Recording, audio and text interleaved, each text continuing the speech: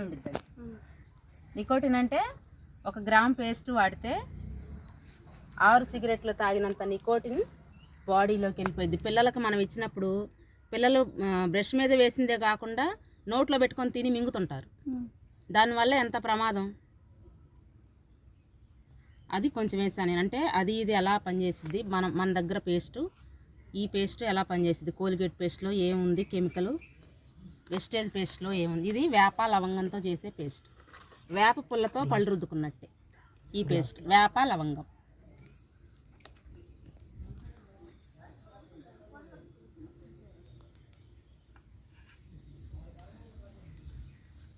దీంట్లో మనం యాంటీబయాటిక్ అనేది పసుపుని వేద్దాం.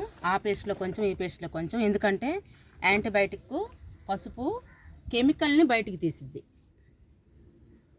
కెమికల్ దేంట్లో ఉందనేది చెప్పిద్ది అనమాట పసుపు అనేది. చెడు దేంట్లో ఉందనేది చూపించింది.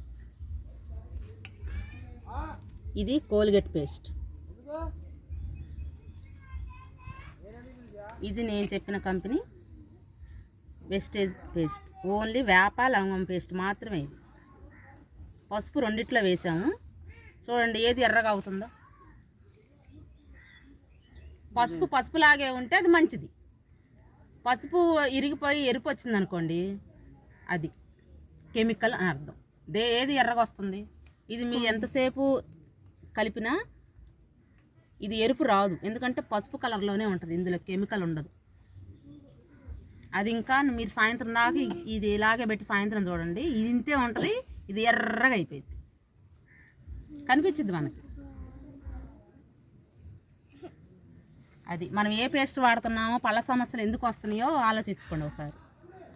పళ్ళు పుచ్చిపోవడం, పళ్ళల్లో నుంచి రక్తం గారటం, పళ్ళు ఊడిపోవటం, పుచ్చిపళ్ళు రావడం, ఇవన్నీ ఈ పేస్టుల వల్లే, బయట పేస్టుల వల్ల. కానీ సెలబ్రిటీలు చెప్తున్నారని మనం మోసపోయి వాడుతూ ఉంటాం.